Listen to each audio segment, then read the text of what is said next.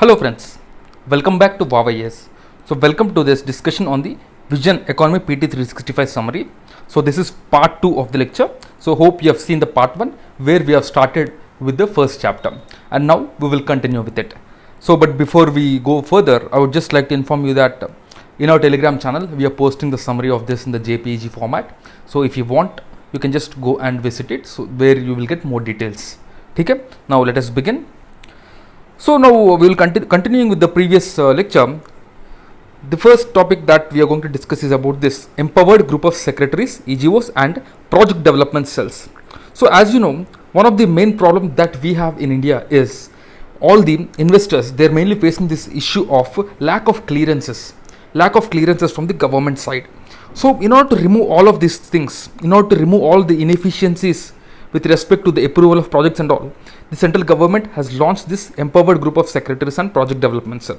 So this empowered group of secretaries basically consists of cabinet secretary as the chairperson. So remember this. So here cabinet secretary is the chairperson and the CEO of Niti Aayog is one of the member. Okay, and you have the secretaries of various other departments as the other members. Now the objectives of empowered group of secretaries is, if you see, bring synergy among ministers and the states in investment related policies. So one of the main disadvantages that India has is this mismatch between the central policy and the state policy, because as you know, the land is a state subject. So even though the center bring various policies to promote investments, it is these states which has to ensure that these policies are implemented well. So that is the reason there has to be synergy between the central ministries and the state ministries. Next one, attract investments is fast track investment clearance. So normally the investments, a lot of investments, they have to be cleared by the central government and other ministers, and this clearance, it will be fast tracked from now. And also this empowered group of secretaries, they will facilitate investment in targeted manner and maintain policy stability. So this policy stability is something that we are suffering. If you take states or center, when a government changes, then there is discontinuity in the policies which the state or the center is following. So this discontinuity is going to affect the business that are there in the country. So in order to reduce this, in order to make sure that the business don't get affected, this is being implemented. Next one, evaluate investment proposals of the departments. So various departments will give various proposals with regard to the new investments and all, and this will be also evaluated by the empowered group of secretaries, and after evaluation they will send the proposal back, and they will also send this proposal to the respective ministries for the investment clearance. Okay, next you have this project development cell. This project development cell, if you see, so this is basically to ensure that there is a much greater coordination between center and state with regarding to the permissions. So these permissions basically are very important for the setting up of any business. Okay, so in order to ensure that the permissions are given timely, this project development cell will basically take care of all those things. Okay, so that is the main target of this project development cell. Next one is create projects with all approvals like land approval and detailed project reports for the adoption by the investors. So now normally what is happening, an investor will take up the project. After taking up the project, he has to ensure that all the permissions are taken. But now this policy is being changed. This project development cell, what it will do is, it will take care of all the permissions. After all the permissions are taken, after everything is set, then this will be transferred to the investor, and then the investor will basically work towards it. Okay, so the last one you have is the identify issues to be resolved to attract investments. So there are a lot of issues that we will have with regard to the investments, and they have to be resolved, and these will be resolved by this project development cell, which will have various powers with regarding to this settlement of various issues. Okay, now we'll move on to the next piece of information. So next news, it's about the economic recovery. So due to the COVID-19 pandemic, the world has faced this economic recession. So the world economy has contracted by 6% according to the OECD. So the OECD said that the world economy contracted. Even if you see, India also contracted, and the growth rate of India is about -7%. So all the countries in the world face this situation. So India's GDP growth in 2019-20 was 4.2%, which is a 11-year low, and in 2020-21 it is much lower. It even went into recession, and this was confirmed even by the NSO. If you see the growth in per capita income in real terms, in 2019-20 it's 3.1%, in 2018-19 it's 4.8%, and it has reduced much, to it even went into negative after the COVID-19 pandemic. So the fiscal deficit, if you see, it increased to 4.59% in 2019-20, and in 2020-21 the fiscal 2020-2021 the fiscal deficit is approximately 9% of GDP, 9.4% to be specific. So it is expected that in 2021-22 the fiscal deficit will be around 6%, 6.3% according to the budget of 2021. Okay. Next, the public debt to GDP ratio. This basically evaluates the debt what the government has. This public debt to GDP ratio, if you see, it has increased to 89.3% in 2020, and this is mostly due to the COVID-19 pandemic. And also because of this COVID-19 pandemic, what happened is there is a fall in the revenue of the government because of the less tax collections, because the spending of the people is much lesser because of the lockdowns and all. Okay. So all these things happened, and the world economy actually has faced a lot of issues because of this lockdown. Now if you see this recovery, the shape of recoveries, so there are various shapes of recoveries. Okay, so if you see here, if you see here, so this is an economy which recovers, okay, very quickly. So economy recovers but activity permanently lost. So economy recovers but the activity is lost. So here this is a U-shaped economic recovery where it is slower than the V-shaped. Next, recovery longer than V-shaped. This is a longer recovery. First, initially it will try to recover like V, but it will take much longer. Now you will get it out. What is this V-shaped recovery? So V-shaped recovery is a specific kind of recovery that any country want to have. Now this V-shaped recovery, if you see, a country's economy will fall down after recession. Here you can see here like this, the economy will fall down. Okay, after falling down, if the economy rises like this after the recession, if the economy rises like this, then इसको हम बोलते हैं V-shaped recovery. ठीक है, so this V-shaped recovery is nothing but the complete recovery of the economy after the economic recession. Now what is this K-shaped recovery that these days you are talking about? So one of the main reason for this K-shaped recovery is the COVID-19 pandemic. One of the main reason. So what happened due to COVID-19 pandemic is the hospitality industry, it completely collapsed. The hospitality industry completely collapsed. Why this happened? This happened because if you see the airline industry, the hotel industry, these industries are still facing issues after the COVID-19 after the COVID-19 began.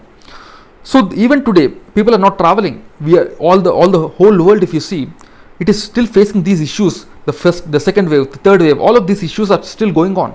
So the travel actually has reduced a lot. So when the travel reduces a lot, the airlines industry, the hotel industry, and all these major industries, or you can say the countries which depend on tourism, so all these sectors and everything actually gets affected. But on the other hand, if you see, there are several sectors like the manufacturing sector, the retail sector, all of these sectors, the software sector, they have actually recovered, and they will be also recovering in a very positive way. This is because these sectors actually impact lives of the people. They are very important for the people to survive. So इसलिए these sectors actually recover much faster compared to the hospitality, travel, entertainment and these sectors, because these sectors basically are luxury, mainly luxury, but these sectors are mainly the need. So इसीलिए the hospitality and other sectors, they will not recover. So if you see the recovery shape, few sectors after the recession they will recover like this, but few sectors they will not recover and they will further go down. ठीक है, तो इसको हम बोलते हैं K-shaped recovery. Now the sectors which are recovering, they are totally good and they are fine. But now what about the sectors, the industries which have collapsed? तो for these industries the government has to give support. The government support is very much needed for these industries. ठीक है, so this is what is about the K-shaped recovery and all. Now let's move on to the next news. It is about this PM Care Fund. So PM Care Fund is one of the most politicized fund in the recent times what we have seen.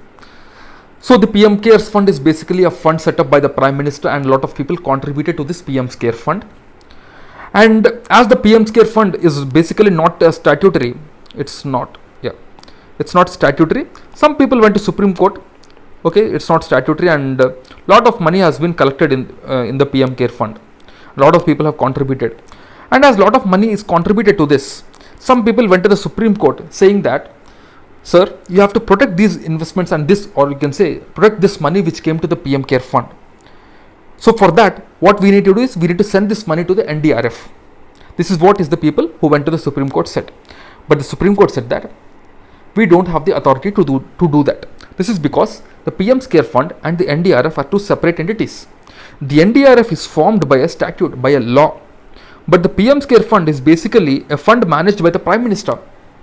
It's as simple as that. So these two cannot be merged. So we cannot do anything regarding this, is what the Supreme Court said. Okay. So now we will see the basic difference between the PM Care Fund and the NDRF, and we will understand both of these things. So the PM Care Fund, if you see, it was formed due to the COVID-19 outbreak. Actually, this is not a new fund.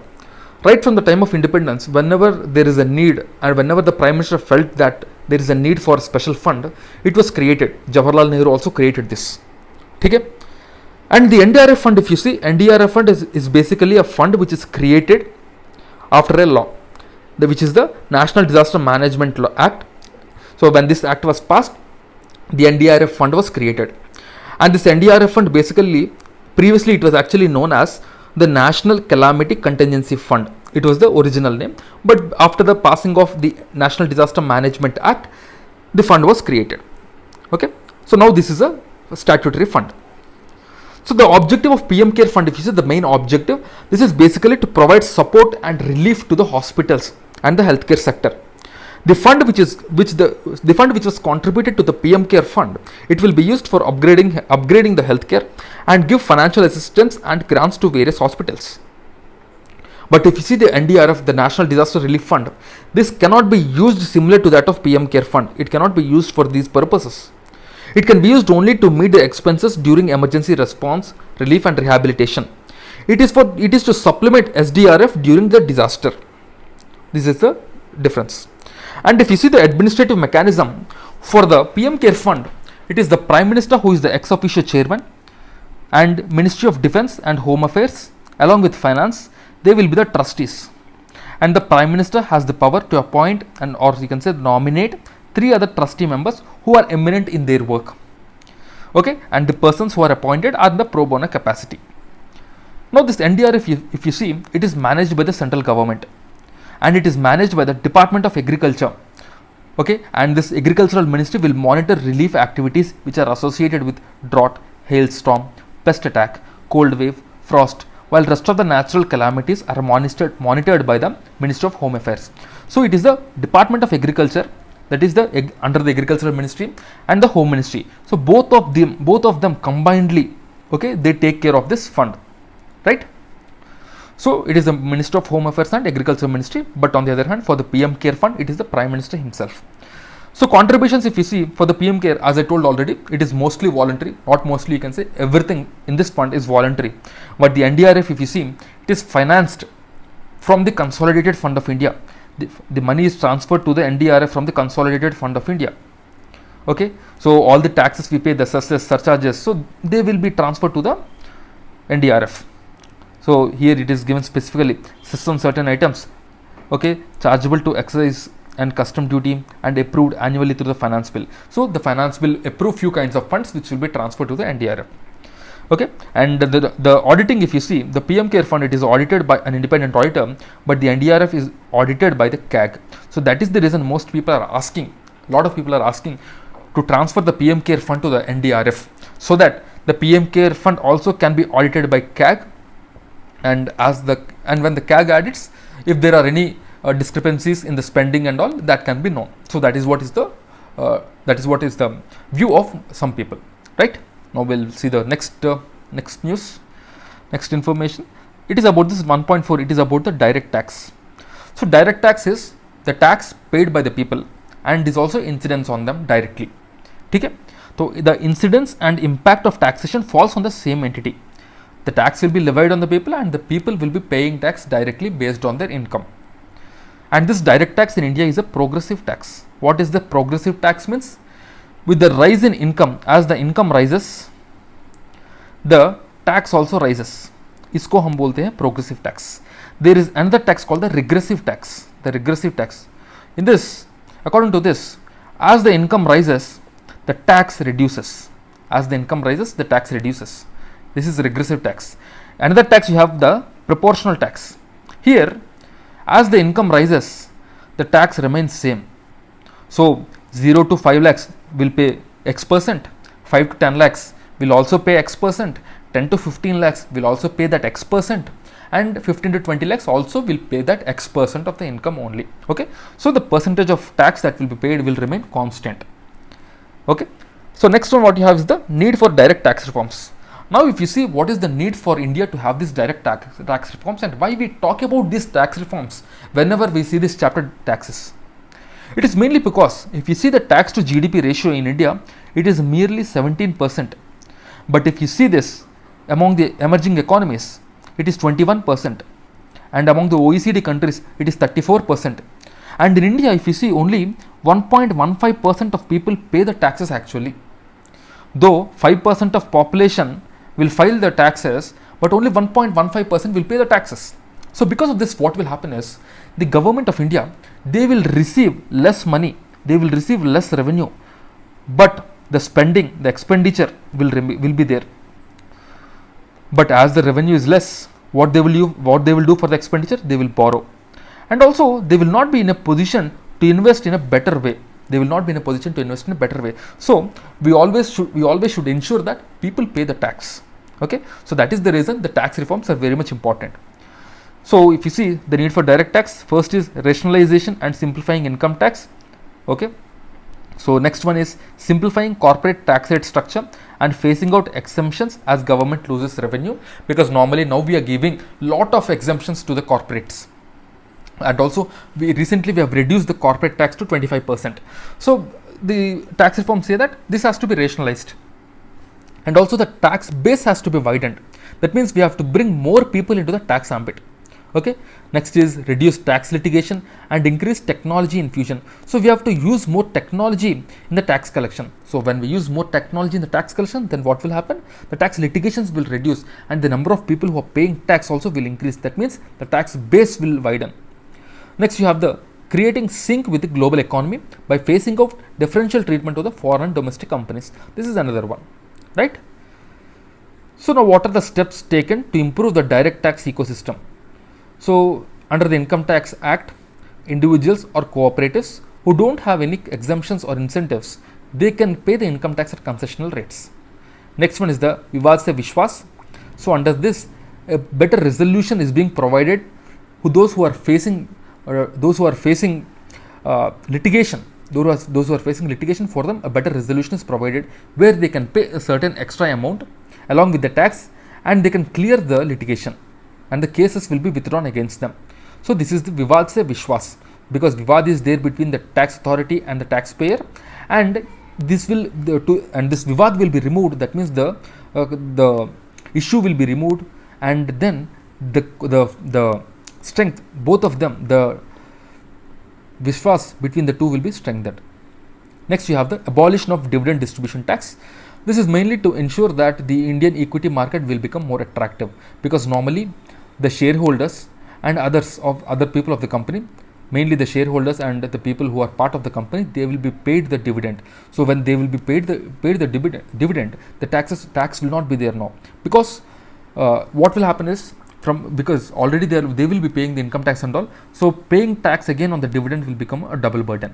Okay, next one, you have the simplification of compliance norm for the startups. So this is another important thing, because the startups are very much needed for us, right? Now we'll see the next one, the recent reforms which are taken by the government. So recent reforms, if you see, the transparent taxation is one of the recent reform and one of the important reform that the government has taken. So what we are trying to do is, we are trying this faceless compliance. Now you can say the faceless assessment, not compliance, faceless assessment, where the tax authority will not know, the tax officer, they will not know about which person, or they are assessing which taxpayers' money.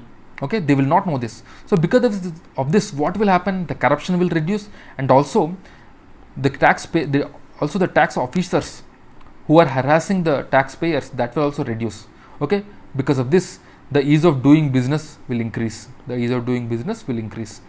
Okay, and even recently the Central Board of Indirect Taxes and Customs, they also rolled out faceless assessment called the Turant Customs. Okay, this is a faceless assessment called Turant Customs. So next you also have the faceless appeals and taxpayer charter. So this taxpayer charter basically have all the information like the rights of the taxpayer and the duty of the tax officer. It will have everything. So now what is the advantage of this transparent taxation system where there is faceless assessment and various other faceless appeals, taxpayer charter, etc. With this, what will happen is there is a sense of confidence there is a sense of confidence in the taxpayers with respect to the tax authority, because till now what is happening, we have seen already the tax officers, we have seen that they have been harassing the taxpayers, and also there is a lot of corruption in this system. So now this will get eliminated. Okay, so these are the major advantages. Now we'll see the next information. This is about the equalization levy which was there, and now the recent digital service tax on the Google and Facebook. So digital service tax is the tax which is levied on the digital services that these companies provide. Okay, so it is basically 2%, and it will be levied on the non-resident companies, because the Google and Facebook, if you see, these companies are physically not present in India, but they are providing services in India. In 2016, an equalization levy was levied. So this equalization levy is basically for the ad services which the companies provide. For example, Google and all these companies, they will be providing ad services like, let's say, a company A. This company A goes to the Google for ad promotion. And now Google will promote this company A and they will take some money in return, and this money will be taxed, and इसको हम बोलते हैं equalization levy. Okay, so now we are introducing this digital service tax where all the services provided by Google, it will be taxed. So this is basically opposed even by the big tech giants, and we have to see what decision will come in future. So recently the US trade representatives, they also launched a probe into digital tax, right? So even recently OECD, the base erosion profit shifting framework, so here the countries are talking about how to make digital firms pay the tax regardless of the physical presence in the country, and the OECD, it has released blueprints for 2 pillars on the issue. So pillar 1, which deals with the profits, and pillar 2, which deals with a mechanism to calculate tax per jurisdiction. Okay, so this is about the OECD blueprint, but as it is not finalized yet, so we cannot expect a question on this thing, right? Now let's see the next news. It is about the GST developments. So GST, it was launched in 2017. Now it has completed 3 years, and the GST is launched with the 101st Constitutional Amendment Act. So remember, 101st Constitutional Amendment Act, and it subsumed 17 indirect taxes, and the if you see the tax rates, they are 5%, 12%, 18% and 28%. Okay, these are the different tax slabs, and the GST Council is constitutional body under Article 279A. Now what is this GST Council? This GST Council is that council of the GST where they will be taking all the major decisions, and it comprises of the Union Home Minister as the chairman, and you have the finance minister, other state finance ministers as the members. Okay, and every decision is taken by 75% of majority, and the union has 1/3 voting power. The central government has 1/3 voting power. Now we will see various terms associated with it. First is the anti-profiteering. Now what is this anti-profiteering? So anti-profiteering का मतलब ये है that the benefit of GST, it has to be passed to the customer by reducing the prices, because what happened is, because of the GST, the prices of the goods has reduced. Now this reduction in price, this profit has to be passed on to the customer, and it should not be withheld by these companies. So this is called as anti-profiteering. Next is the input tax credit. Input tax credit means when paying tax on output, the tax on the input is reduced. So what does this mean is, let's say there is a company A, and it is purchasing steel as the raw material, and on steel it is paying X%. Now the steel is converted to a steel utensil. Okay, this steel utensil is being sold to a person A, and this person A has paid Y% as the tax. Okay, so now as this shopkeeper, he has already, this utensil when it is sold, okay, this shopkeeper basically what he did, he has taken this Y as the tax, but initially he already paid X as the tax. Now this Y minus X is what he will pay to the government, because X is already paid to the government. Okay. So this is about the input tax credit. Now next you have the e-way bill. E-way bill is basically the document carried by the person who is carrying goods value greater than 50,000 and for a sale beyond 10%. Gold is exempt from this, remember this. So greater than 50,000 and beyond 10 kilometers. So remember these things, these two numbers, because they can be interchanged. Okay, and remember also gold is exempt, right? Now the next news, it's about the key developments with regard to the GST in recent times. The taxpayer with turnover greater than 5 crores, they will be providing the harmonized system of nomenclature. So this harmonized system of nomenclature, if you see, it is followed worldwide. It is followed worldwide by many countries, and if we follow this uniform nomenclature, it will become very easy for the customs also. Next you have the fake GST invoices which are being generated, and now they will be detained under the COFE POSA Act, the Conservation of Foreign Exchange and Prevention of Smuggling Activities Act of 1974. So under this act they will be charged, and Supreme Court upheld the levy of GST on the lottery, betting and gambling, and it mentioned that the definition of GST, the definition of goods under the Article 366 is inclusive, and there was no intention to give restrictive meaning. Okay, now let's see the next news. Next is about this GST compensation issue. I will simplify this for you. So the GST compensation is nothing but the compensation which the central government has to pay to the states for the shortfall in their tax, because of the implementation of the GST. Because before GST there are a lot of indirect taxes through which the state used to get the income. For example, the VAT. Okay, through these taxes the state used to get income. Now with the implementation of GST, as the indirect taxes got subsumed, the state actually loses some certain part of their revenue. And here under the GST Compensation Act, it was calculated that the tax rate, that is the growth rate of tax for the states, is 14%. But recently we have seen that because of the slowdown in the economy from 2019, the tax has fallen, the tax collection has fallen, and subsequently the cess which is used for the compensation also has reduced, because the tax collection has fallen.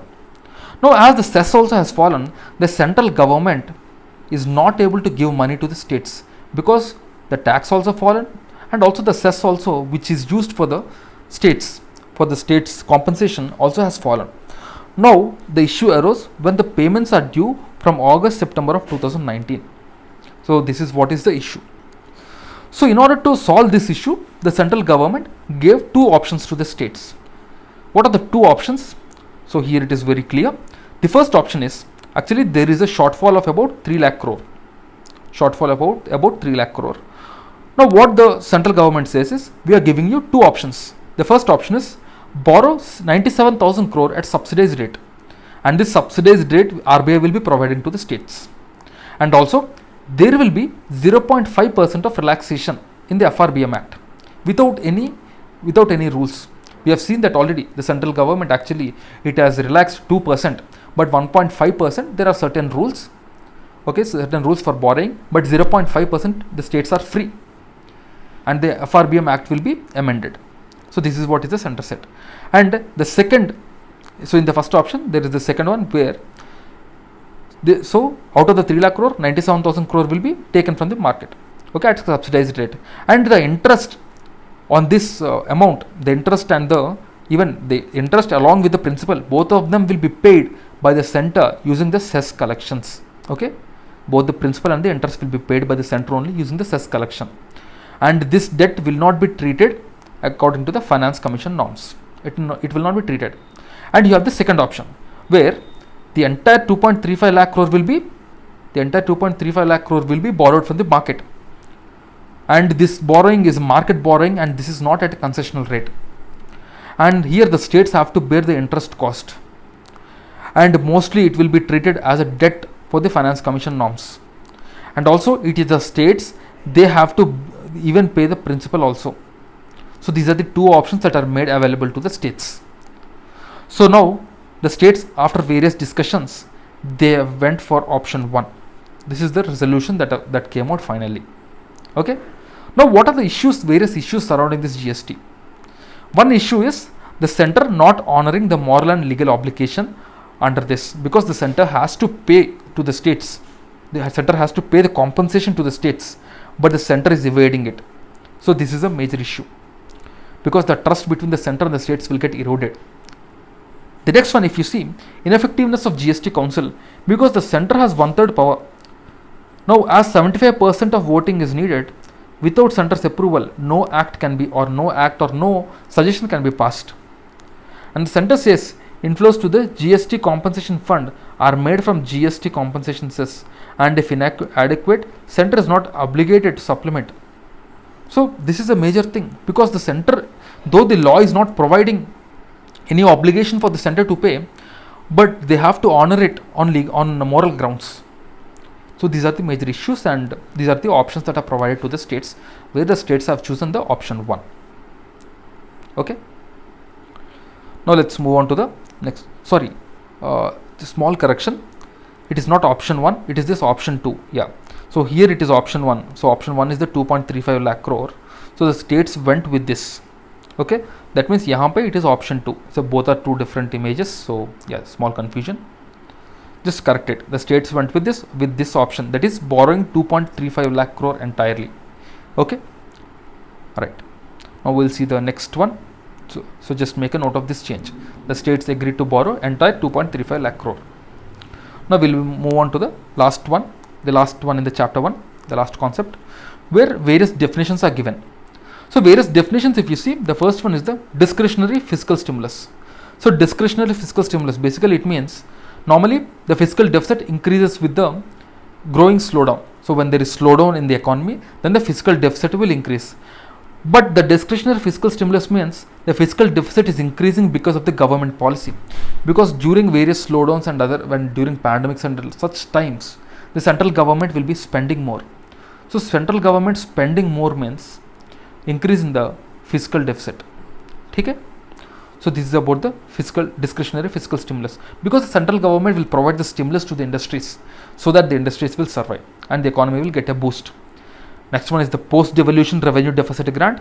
So this post-devolution revenue deficit grant means basically grants given to some states because of the less revenue they have. Okay. So states like Andhra Pradesh and Bihar, etc., they are given this fund, and it is a finance commission mechanism to compensate to states, and it is the second largest chunk of finance commission transfers after assistance to the local rural bodies. Okay, so what is the highest transfer? It is the assistance to local rural bodies. Next one is the treasury single account. It is basically the account of the central government through which the transactions of the government can be checked and controlled. Next one is the credit to GDP ratio. It is basically the amount of credit that the country has when compared to that of the GDP. India has about 56%. The credit to GDP ratio of India is 56%, while that of the advanced economies is 150 to 200%. So 150 to 200% is very high. If you see that of China, it is approximately 400%. That means their debt is very high, but as they are large economies, they are surviving. Okay, and this debt to GDP ratio, the credit to GDP ratio is basically it has risen because of the COVID-19 and various slowdowns. It has risen across the globe. Okay. Next one is inverted duty structure. Inverted duty structure basically means taxing inputs higher than finished products. Okay, for example, let's take the raw material for steel is coal. So this coal is taxed higher, this raw material is taxed higher compared to that of the finished steel. Okay, so isko hum bolte hain inverted duty structure. So basically this inverted duty structure is applied, or this concept is applied when we are importing. So that means the import of coal has higher duty compared to that of steel. Okay, that means what the people will do, they will import steel more, because steel, the tax is also less. So the people will be importing steel more, and because of this, what will happen? The domestic steel industry will get a hit. So this is basically the concept of inverted duty structure. Next, you have the household finance saving. Household finance saving is basically savings by the households, and recently it was observed that this household finance savings has increased. Okay, And one of the main reason that the RBI says is the increase for the household, the reason for the increase of this household finance is basically the net household finance is nothing but gross household finance savings minus the financial liabilities. This is what is the basic concept. But here the RBI say the net household finance saving has increased because there is decrease in the finance liabilities. It is not because of increase in gross household finance savings. It is because of the decrease in the financial liabilities. So decrease in financial liabilities means people are taking less loans and people are taking less credit. That means the spending in the economy is less. This will be generally seen during the recession times because people will be saving so that during bad times they can survive. Okay, so this is about this net savings. Next one, you have the mutually agreed procedure. So this mutually agreed procedure is between two countries where tax disputes can be solved. Okay, so this it will be signed between two countries and they will resolve their tax disputes within 24 months. This is the mutually agreed procedure. And the next one is the National Institute of Public Finance and Policy. It is basically autonomous research institute. The National Institute of Public Finance and Policy, it is an autonomous institute which is under the Finance Ministry, founded in 1976, and it assists central, state and local government to formulate and reform public policies by providing the analytical base.